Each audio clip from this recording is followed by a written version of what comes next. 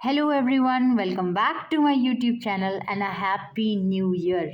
तो आज हम देखने वाले हैं पॉलिटी के 2015, 2025 और 2024 के प्रीवियस ईयर क्वेश्चन और किस तरीके से जो थीम्स हैं वो रिपीटेड हैं। 13 क्वेश्चन आई गेस आपके इसमें 2025 में आए थे एंड 17 प्लस क्वेश्चंस आपके 2024 में आए थे and the themes are repeated again and again.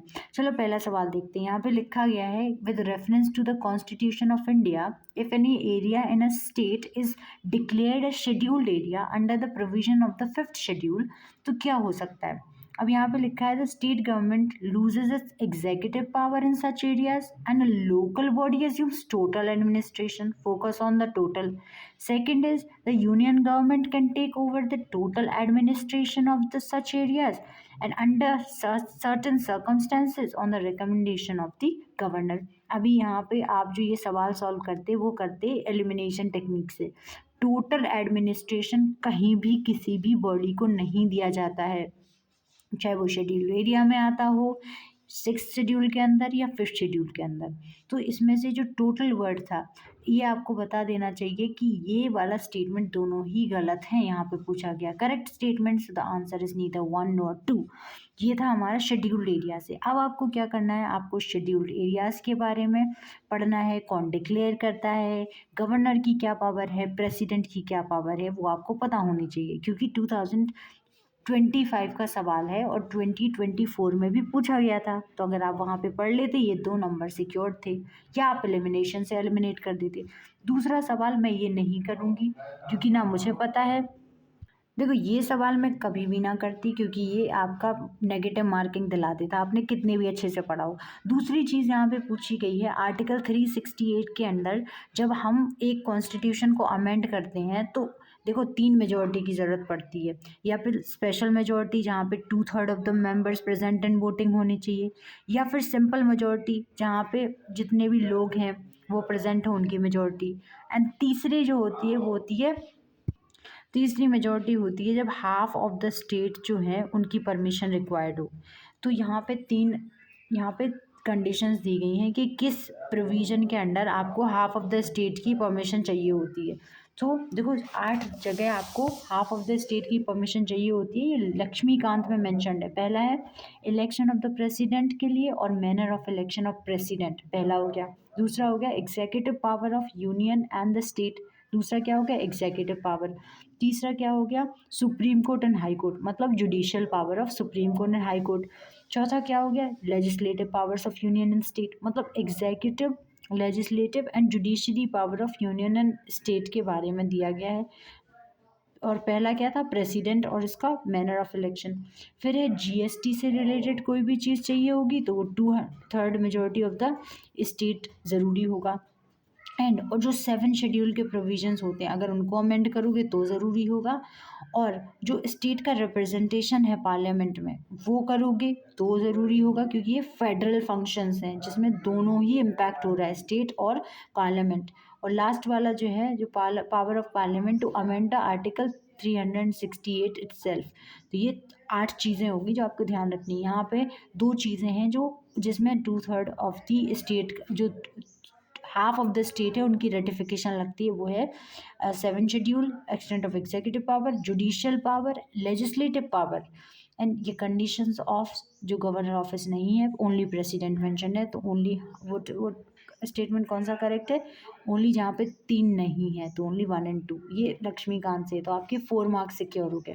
अब आप यहाँ पे देखोगे governor of the state is not answerable to any court of exercise and performance of duties. ये जो होते हैं वो कुछ इन लोगों को आर्टिकल 13 के अंडर क्या होता है कि जुडिशियल रिव्यू की पावर है। बट आर्टिकल 15 में क्या है कि इक्वालिटी, सॉरी आर्टिकल 14 में आई गेस, हाँ इक्वालिटी की बात करते हैं हर एक इंसान को।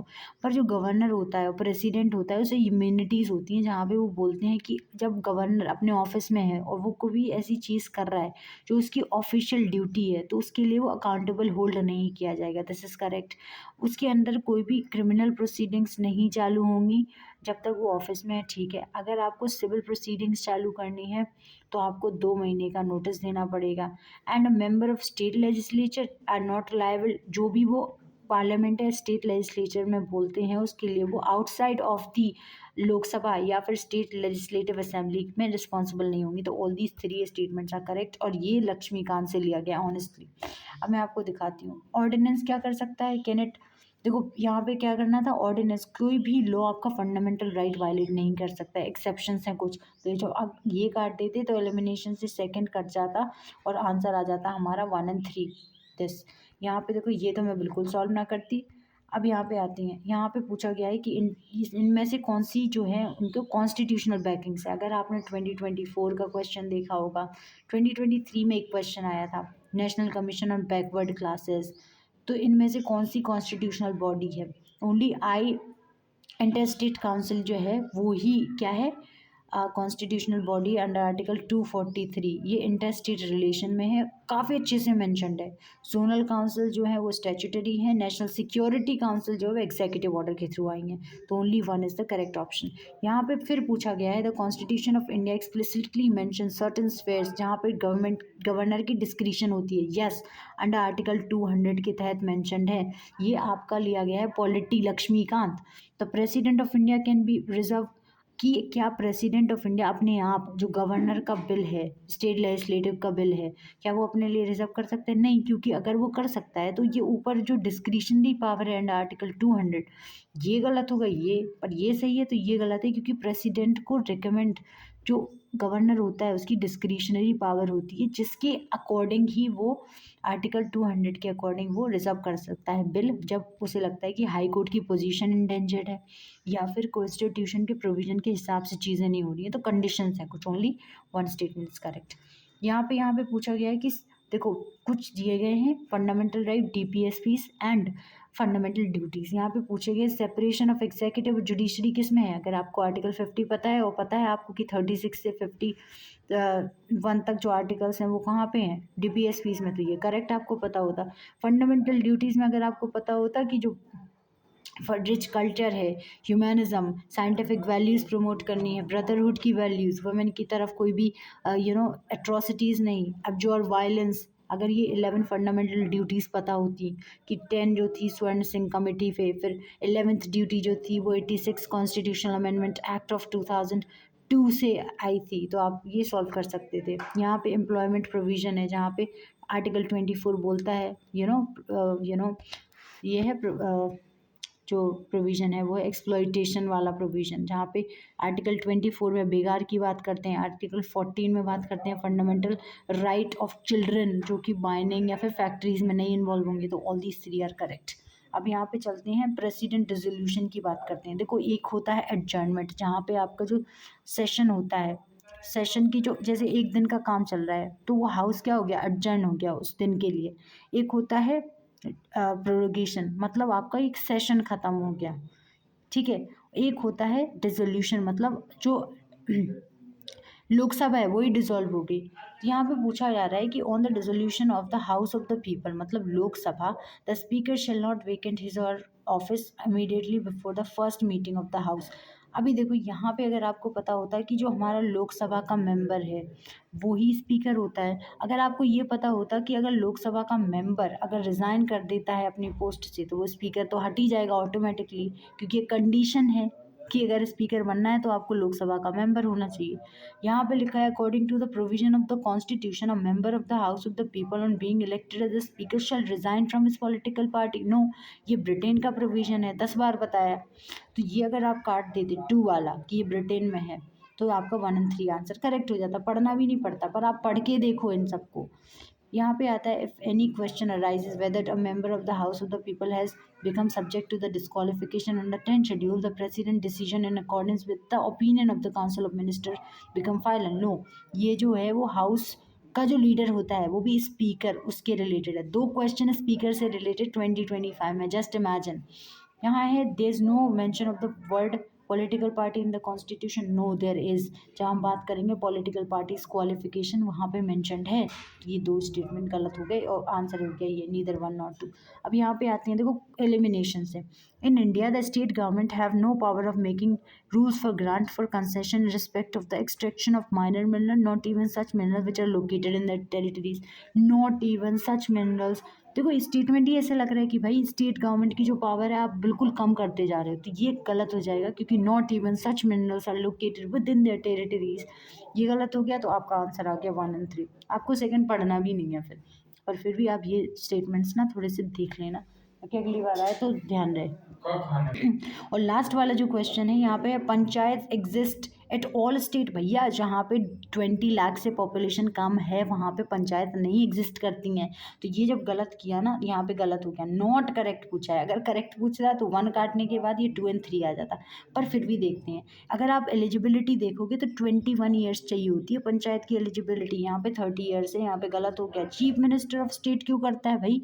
जब प्रेसिडेंट आपका अपॉइंट करता है, कौन? स्टेट सॉरी दी फाइनेंस कमीशन, तो फिर जो चीफ मिनिस्टर क्यों करेगा? ये रियल एग्जीक्यूटिव है चीफ मिनिस्टर। नॉमिनल एग्जीक्यूटिव जो होता है ना स्टेट में, जो गवर्नर है वो अपॉइंट करता है आपकी फाइनेंस कमीशन। तो यहाँ पे चीफ मिनिस्टर नहीं बल्कि गवर्नर। तो तीनों जो हो गए वो गलत हो गए, इसका आंसर हो गया 1 2 3। अब आते हैं हम लोग 2024 के सवालों पे, किस तरीके से हमने ये सॉल्व कर लेने थे। देखो यहाँ पे गवर्नर के बारे में पूछा गया है। देखो 2024 में भी पूछा गया था ना शेड्यूल एरियाज के बाद, यहाँ पे सेम क्वेश्चन फिर रिपीटेड है। अगर आपने ये 2024 में पढ़ा होता ना तो वहाँ पे सही हो जाना था यार। ये गवर्नर जो होता है वो क्या करता है? रिकग्नाइज करता है ट्राइबल कम्युनिटीज़ को। वो क्यों करेगा भाई? प्रेसिडेंट करता है। बाकी जो स्टेट लेजिस्लेचर या फिर पार्लियामेंट लॉ वगैरह पास करती है तो वो गवर्नर सेलेक्टिवली कौन सा अप्लाई करना है वो गवर्नमेंट की रिस्पॉन्सिबिलिटी होती है, गवर्नर की। फिर यहाँ पे होती है, a community declares a schedule tribe a state not need to be another state. क्योंकि यहाँ पे शेड्यूल ट्राइब सही है, क्योंकि शेड्यूल ट्राइब बनने के लिए कुछ कंडीशंस होती हैं कि आप रिसाइड करो 75 year something, these condition. So this is correct कि एक में डिक्लेयर होगी, ज़रूरी थोड़ी है हर में है। तो यहाँ पे है देखो आर्टिकल 368, वहाँ पे पढ़ा था ना कि कितनी मेजोरिटी जो कि हाफ ऑफ द स्टेट की रिकमेंडेशन लगती है। यहाँ पर 368 क्या है? एडिशन कर सकते हैं, वेरिएशन करते हैं, रिपील कर सकते हैं। ये लक्ष्मीकांत की टेक्स्ट से लिया गया। Honestly I will show you अगर मुझे टाइम मिला तो। ऑल दिस 3 आर करेक्ट कि यहाँ पे आप ऐड कर सकते हो कोई चीज़ जो नहीं पसंद है वो वेरिएबल कर सकते हो और रिपील कर सकते हो। बहुत सारी चीज़ों में रिपील भी हुई है। ठीक है, NGAC आया था जो रिपील किया गया था 2015 में, अगर ध्यान होगा तो रिपील ही तो हुआ है। यहाँ पे बिल, ये पार्लियामेंट से रिलेटेड सवाल है कि bill pending in the Lok Sabha lapses. मैंने बोला था कि अगर लोकसभा में कोई चीज़ ओरिजिनेट हो रही है बिल या फिर उसमें पेंडिंग है तो वो लैप्स हो जाएंगे, सोचना ही नहीं दूसरी चीज़। फिर यहाँ पे बिल जो कि लोकसभा में पेंडिंग है, राज्यसभा पास कर रही है, पेंडिंग है या फिर पास हो रहे हैं, ये भी सही है। अब लेकिन प्रेसिडेंट के पास जो बिल पहुंच गए वो लैप्स नहीं होंगे। कि अगर एक बिल है इसमें डेडलॉक है, प्रेसिडेंट ने बोला इसमें जॉइंट सिटिंग होगी 108 में सिंपल मेजोरिटी से पास हो जाएगा, तो वो लैप्स नहीं होगा। यहाँ पे लिखा है लैप्सेस नहीं, विच विल नॉट लैप्स। तो आंसर इज ओनली 1 और 2। यहाँ पे देखते हैं यूनियन बजट से रिलेटेड, अगेन पार्लियामेंट का है तो आपको ध्यान देना है भाई। आपको शेड्यूल एरियाज वाले चैप्टर अच्छे से पढ़ना है। पार्लियामेंट से भर भर के सवाल पूछे जाते हैं, आपको वो पढ़ना है। Union finance minister on behalf of prime minister. भाई प्राइम मिनिस्टर नहीं, ये प्रेसिडेंट की फाइनेंशियल पावर है, तो प्राइम मिनिस्टर नहीं, प्रेसिडेंट की तरफ से वो क्या करता है? प्रेजेंट करता है। Only in Lok Sabha not in Rajya Sabha. और दूसरी चीज़ है, यूनियन लेवल पे कोई भी डिमांड ऑफ ग्रांट पैसे नहीं निकाल सकते जब तक प्रेसिडेंट रिकमेंड ना करे। ये प्रेसिडेंट की फाइनेंशियल पावर है। Again it is a financial power. तो ये करेक्ट हो गया, 2 करेक्ट है, करेक्ट पूछा गया है। अब आते हैं अपन नीचे। यहाँ पे पूछा गया है कॉन्स्टिट्यूशन ऑफ इंडिया के अकॉर्डिंग, यहाँ पे लिस्ट दी गई हैं जैसे। तो यहाँ पे पूछा गया कि कौन सी लिस्ट में क्या है। अब इंटर स्टेट माइग्रेशन अगर बात करें तो 2 स्टेट्स के बीच में क्या होगा? कॉन्फ्लिक्ट हो जाएगा। तो स्टेट लिस्ट में क्यों रखेंगे? कौन सा स्टेट अपना जुरिस्डिक्शन लगाएगा? Inter state trade and commerce में कौन सा स्टेट अपना जुरिस्डिक्शन लगा रहा है? इंटर स्टेट की बात कर रहे हैं। इंटर स्टेट क्वारंटाइन में यूनियन लिस्ट में भी हो सकता था, एक कॉन करंट में। So this is actually the correct option. अब कॉर्पोरेट टैक्स क्या स्टेट सब्जेक्ट के अंडर है? भैया इस सेंटर के अंडर भी तो हो सकता है। कॉर्पोरेशन टैक्स है जो कि पूरी कंट्री में लगता है, तो ये कॉन्करेंट भी हो सकता है। लेकिन इंटर स्टेट क्वारंटाइन जो है वो यूनियन सब्जेक्ट अगर मैटर पे बनाएगी तो स्टेट में कॉन्फ्लिक्ट होने के चांसेस कम है। तो ये कॉमन सेंस का सवाल था, ये लक्ष्मीकांत में नहीं मिलता। समझ में आया? कॉमन सेंस में भी मिलता। यहाँ पे पूछा गया प्रोरोगेशन ऑफ हाउस। पिछली बार हमने 2014 में पढ़ा था कि ये देखो रेजोल्यूशन प्रोरोगेशन, एग्जैक्ट लाइन्स उठाई गई हैं, एग्जैक्ट लाइन्स उठाई गई हैं यहाँ। Prorogation of house by the president of India does not require the advice of council of minister. मैंने बोला है हर चीज़ को काउंसिल ऑफ मिनिस्टर की एडवाइस पे ही करना पड़ेगा। आर्टिकल 74 बोलता है कि प्रेसिडेंट जो होगा वो काउंसिल ऑफ मिनिस्टर की एडवाइस पे ही काम करेगा। तो 2 इज़ रॉन्ग, तो 2 1 गलत है, तो 1 ये कट गया, ये कट गया। अब देखो 2, prorogation of house is generally done after the house is adjourned sine die. देखो अर्जेंटमेंट होता है जब आप एक डेट स्पेसिफाई कर देते हो कि अब देखो विंटर सेशन चल रहा है, 1 जन को आपने सेशन खत्म किया तो नेक्स्ट हम 3 जनवरी को मिलेंगे। लेकिन जब अर्जेंट साइंड आई होता है ना, तो 1 जन को जैसे ही सेशन आप जैसे मतलब एक दिन का आप फंक्शन ख़त्म करते हो तो आप ये डेट स्पेसिफाई नहीं करते कि 3 को मिलना है यानी, उसको बोलते हैं adjournment sine die. And there is no power of the president to prorogue the house within session. अगर प्रोरोग मतलब एंड कर देना सेशन, अगर प्रोरोगेशन करना है तो आप सेशन के बीच में भी हो तो प्रेसिडेंट कहेगा कि हाँ सेशन एंड हो गया। तो एडजर्नमेंट जो होता है वो स्पीकर करता है, प्रोरोगेशन और डिसोल्यूशन जो होता है वो प्रेसिडेंट करता है। याद रखना, प्रेसिडेंट, प्रोरोगेशन, डिसोल्यूशन और summoning of the session, PDS से याद रखो। लेकिन जो हमारी सेशन की ख़त्म होती है ना, एडजर्नमेंट साइन डी, तो ये सारी स्पीकर का जो मेंबर्स का डिस्क्वालिफिकेशन अंडर शेड्यूल 10 वो भी स्पीकर करता है। तो यहाँ पे dissolution blockers done by the president of India who saves the exceptional session does so on the advice of council of ministers. Yes this is correct, article 74 पे है।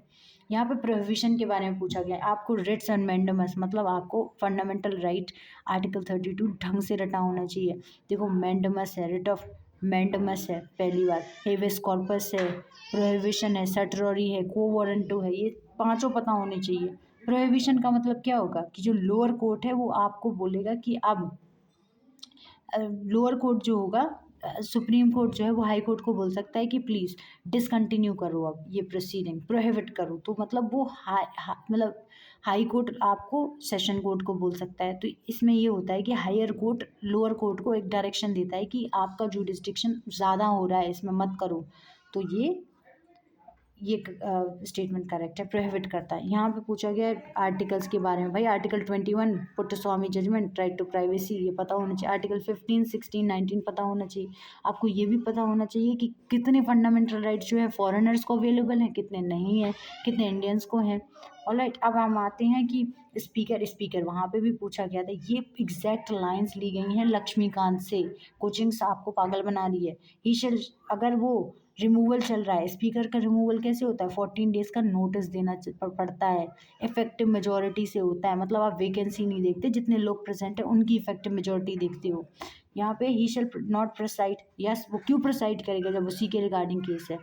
दूसरी चीज़ है he should not right to speak, भैया right to speak तो होगा ना, क्योंकि अपने आप को डिफेंड कैसे करेगा, मुंह बंद करके।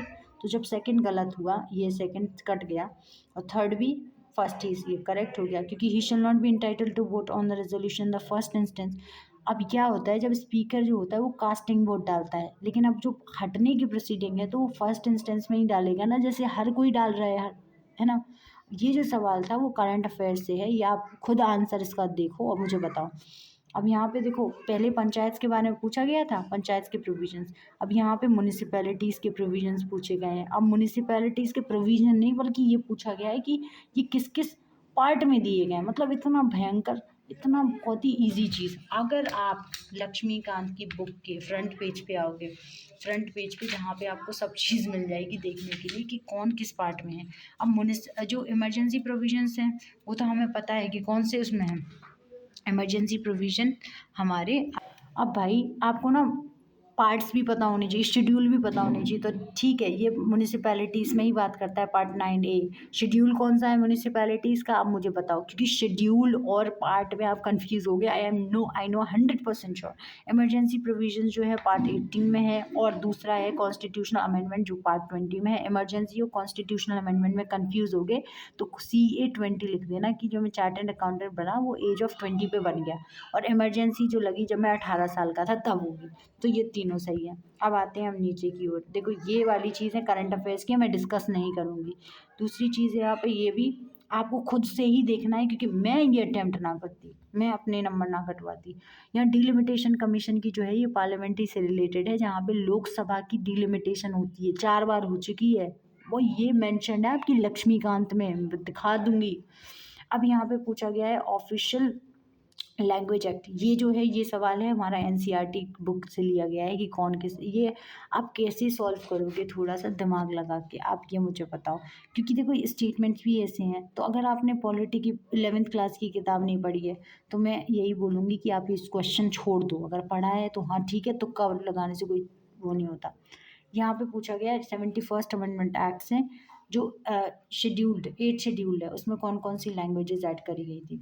ओके, अब मुझे ये बताओ जो पार्ट 8 थे वो कौन से पार्ट के अंडर है भैया, ये जो 8 शेड्यूल है वो कौन से पार्ट के अंडर है, वो आपका अंडर है पार्ट,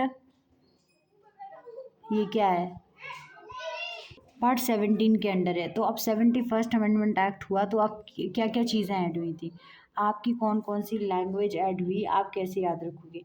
पहली चीज़ तो है आपको ये ध्यान रखना है कि, एक सेकेंड, तो इससे 3 लैंग्वेजेस ऐड हुई थी, कोंकणी, नेपाली एंड मणिपुरी। ठीक है, मैथिली नहीं ऐड हुई थी क्योंकि मैथिली जो थी वो देखते कब हुई थी, 1 2 3 करेक्ट है। अब देखो यहाँ पे 71st अमेंडमेंट में पूछा गया है। अब आपको पता होना चाहिए कि भाई 21st अमेंडमेंट एक्ट ऑफ 1967 जो हुआ था उसमें सिंधी लैंग्वेज ऐड हुई थी। कौन सी लैंग्वेज, सिंधी ऐड हुई थी। और जो 92nd अमेंडमेंट एक्ट ऑफ 2003 हुआ था उसमें बोडो, डोंगरी, मैथिली और संथाली, तो मतलब ये जो था, अगर आपको पता होता कि फोर्थ जो थी वो 92nd अमेंडमेंट एक्ट से हुई थी तो आप तुरंत एलिमिनेट कर देते। और अब क्या पता होना चाहिए कि 92nd से और कौन कौन सी हुई थी, बोडो, डोंगरी, मैथिली एंड संताली, 4 लैंग्वेजेस। सिंधी कब हुई थी, ये हुई थी 21st अमेंडमेंट एक्ट। यहाँ पे आपको पता होना चाहिए था, तब आप एलिमिनेट कर सकते थे। ये मैं नहीं सॉल्व करती क्योंकि, नहीं नहीं, मैं एक्चुअली देखती इसको थोड़ा सा। I will tell it to you, जो हम लक्ष्मीकांत से क्वेश्चंस देख रहे हैं वो देख रहे हैं डायरेक्टली। अब यहाँ पे आते हैं, हाँ लास्ट ही रह गया है हमारा, यहाँ पे आते हैं मनी बिल्स के रिगार्डिंग जो फिर से पार्लियामेंट में है। यहाँ पे पूछा गया है article 109 mentions the special provisions.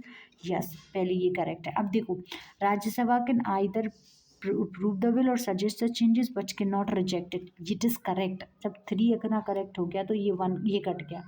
Amendment to the money bill suggested by the Rajya Sabha have to be accepted, not have to be accepted, ये तो बोला ही नहीं गया कि एक्सेप्ट करना है। तो अगर 4 काटते हैं तो देखते हैं कितना है। अब हमारे पास 2 ऑप्शन बचे इसमें। अब यहाँ पे देखते हैं, Rajya Sabha can either approve the bill और suggest changes but can not reject it, this is also correct. They can only, and the money bill should be introduce in the council of states, council of state में क्यों, shall not be introduce, तो ये भी correct है। देखो 2 correct है हमारा, यहाँ पे 2 करेक्ट था हमारा। तो जहाँ जहाँ 2 हैं वो लिख लो, तो यहाँ पे जो 2 नहीं है यहाँ पे हटा दिया। ठीक है, अब देखते हैं 109 मेंशंस अ स्पेशल प्रोविजन, नहीं पता, चलो देखते हैं। Rajya Sabha can either approve the bill और reject changes but can not suggest change but can not reject it, हाँ 3 भी करेक्ट है। अब आते हैं अपन 3 जहाँ पे E12 कट गया। Amendment to money bill suggested by Rajya Sabha have to be accepted by the Lok Sabha, क्यों भाई, क्यों एक्सेप्ट करना पड़ेगा। And article 109 it does mention a special provision, इसलिए 1 2 3 ये करेक्ट हो गए। एंड दिस इज रॉन्ग क्योंकि यहाँ पे 1 भी तो है करेक्ट। यहाँ पे आ जाते हैं एडॉक कमिटीज़ के बारे में बात करिए, ये न्यूज़ में था। अब आप मुझे इसका आंसर पता करके बताओ, ये कुछ चीज़ें न्यूज़ में थी, कुछ डायरेक्टली लक्ष्मीकांत से लिखी हैं। ये था हमारा 2024 और 2025 का analysis of the question paper, और आपको ये बताना है कि आपने कितने क्वेश्चंस जो थे वो सॉल्व किए हैं, कितने आपको पता है कि ये जो पूछे गए थे वो उससे पूछे गए थे, करंट अफेयर से, कितने लक्ष्मीकांत से। क्योंकि अगर आप थीम वाइज पढ़ोगे तो आई स्वेयर टू गॉड आपके क्वेश्चन जो होंगे वो गलत नहीं होंगे। Thank you so much. और ऐसे ही 2023 भी लाऊंगी मैं, 2021 भी, 2022, तो 2 क्वेश्चन पेपर्स एक साथ होंगे और थीम्स रिपीट क्या हुई हैं, कैसे पढ़ना है वो भी मैं लाऊंगी। Thank you so much, happy studies, subscribe to my channel, happy new year once again, thank you.